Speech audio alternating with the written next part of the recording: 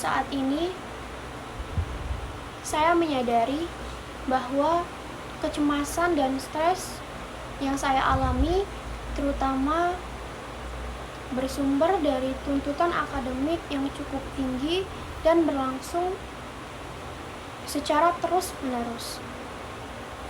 Beban tugas yang datang silih berganti dengan tenggat waktu yang relatif singkat, disertai dengan tuntutan untuk mencapai hasil akademik yang optimal, membuat saya merasa berada dalam tekanan yang cukup besar.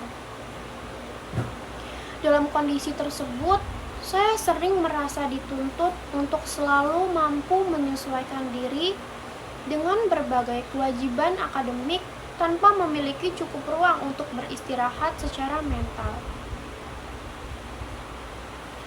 Perasaan khawatir akan ketertinggalan, kesalahan, maupun hasil yang tidak sesuai harapan muncul secara berulang dan membentuk tekanan psikologis yang perlahan namun konsisten mempengaruhi kondisi emosional saya selama menjalani perkuliahan. Tekanan akademik ini juga diperkuat oleh ekspektasi baik yang berasal dari lingkungan sekitar maupun dari diri saya sendiri. Untuk dapat menunjukkan performa yang baik secara akademik, saya kerap merasa bahwa kegagalan atau penurunan prestasi bukanlah hal yang dapat ditoleransi, sehingga muncul dorongan untuk terus memaksakan diri. Kondisi ini membuat saya sulit menikmati proses belajar secara utuh. Karena proses belajar saya hanya memfokuskan pada hasil akhir dibandingkan pemahaman materi itu sendiri. Akibatnya, proses pembelajaran yang seharusnya menjadi sarana pengembangan diri saya justru terasa sebagai sumber tekanan yang berkelanjutan. Kecemasan dan stres yang saya rasakan tersebut berdampak langsung pada kinerja akademik saya. Dalam beberapa kesempatan, saya mengalami kesulitan untuk berkonsentrasi saat mengikuti perkuliahan, baik secara tatap muka maupun ketika belajar secara mandiri. Pikiran saya sering terpecah antara materi yang sedang disampaikan dan kekhawatiran akan tugas-tugas lain yang belum terselesaikan. Hal ini menyebabkan pemahaman saya terhadap materi menjadi kurang maksimal, sehingga saya membutuhkan waktu lebih lama untuk memahami konsep yang seharusnya dapat dipelajari dengan lebih efektif. Ketika mengerjakan tugas akademik, kondisi psikologis tersebut juga mempengaruhi cara saya bekerja.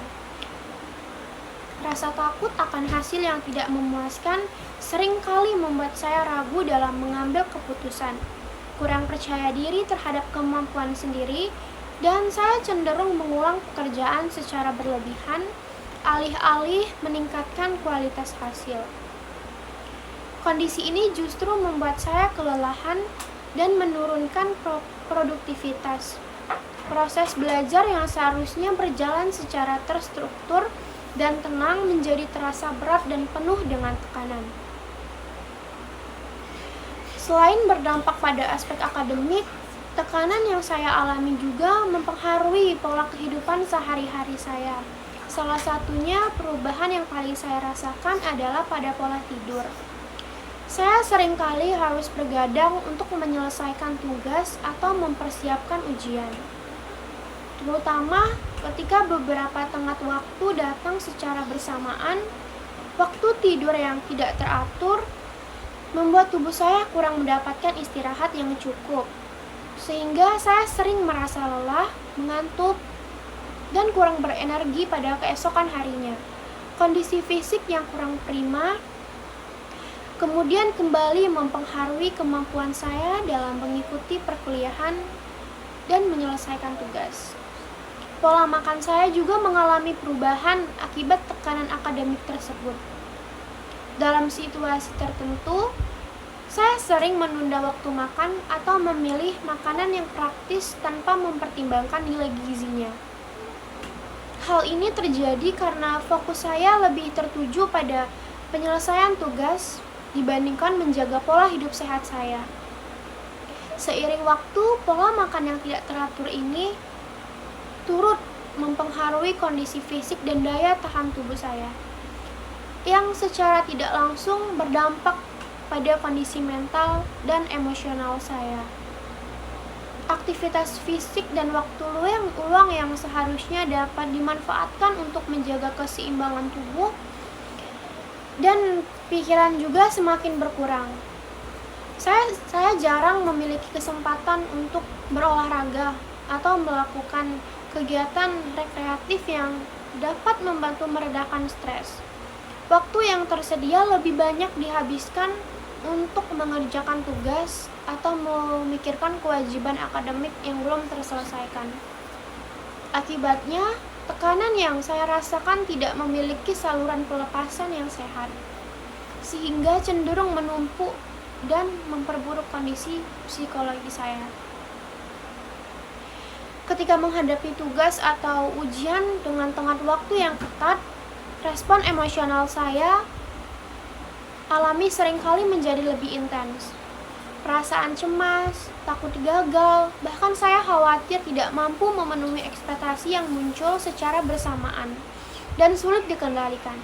Dalam kondisi ini, saya merasa gelisah dan sulit berpikir secara jernih, sehingga persiapan yang saya lakukan tidak selalu berjalan sesuai rencana saya. Bahkan dalam beberapa situasi, rasa cemas tersebut justru menghambat kemampuan saya untuk menampilkan potensi terbaik yang sebenarnya saya miliki. Di sisi lain, saya menyadari bahwa dukungan sosial merupakan faktor penting dalam membantu individu menghadapi tekanan akademik. Saya bersyukur karena memiliki teman dan keluarga yang pada dasarnya memberikan perhatian, motivasi, dan dukungan emosional kepada saya. Namun demikian, saya masih mengalami kesulitan untuk menyampaikan kondisi yang saya alami secara terbuka. Saya sering merasa ragu untuk bercerita secara jujur, karena khawatir dianggap berlebihan atau justru membebani orang lain dengan permasalahan yang sedang saya hadapi. Keterbatasan dalam mengungkapkan perasaan ini membuat saya terkadang merasa menghadapi tekanan akademik seorang diri. Meskipun dukungan sosial tersedia, perasaan terisolasi tetap muncul ketika saya tidak mampu mengekspresikan kondisi psikologis yang saya alami. Hal ini menunjukkan bahwa keberadaan dukungan saja belum sepenuhnya efektif apabila tidak diiringi dengan keberanian dan kemampuan individu untuk membuka diri dan berkomunikasi secara terbuka. Selain itu, saya juga menghadapi kesulitan dalam mengatur waktu dan menentukan prioritas antara kewajiban akademik dan kebutuhan pribadi. Tuntutan akademik yang tinggi sering membuat saya memfokuskan seluruh energi pada penyelesaian tugas dan persiapan perkuliahan, sehingga mengabaikan kebutuhan dasar seperti istirahat yang cukup dan waktu untuk refleksi diri. Ketidakseimbangan ini secara perlahan mempengaruhi kondisi fisik dan mental saya, serta menurunkan efek aktivitas saya dalam menjalani aktivitas akademik. Kurangnya kemampuan manajemen waktu yang optimal membuat tekanan akademik terasa semakin berat. Saya sering merasa waktu berjalan sangat cepat, sementara tanggung jawab yang harus diselesaikan masih banyak. Kondisi ini memicu rasa cemas dan panik, terutama ketika saya merasa kehilangan kendali atas jadwal dan kewajiban yang ada. Dari pengalaman tersebut, saya menyadari bahwa manajemen waktu memiliki peran yang sangat penting dalam menentukan tingkat stres akademik yang saya alami. Dalam lingkungan akademik, saya juga menghadapi hambatan berupa perasaan sungkan dan kurang percaya diri untuk bertanya kepada dosen atau berdiskusi dengan teman ketika mengalami kesulitan memahami materi. Kekhawatiran akan dianggap kurang mampu atau tidak cukup memahami materi sering membuat saya memilih untuk diam. Akibatnya, kesulitan yang seharusnya dapat segera diatasi terus berlarut-larut dan berpotensi mempengaruhi hasil evaluasi akademik seperti tugas dan ujian.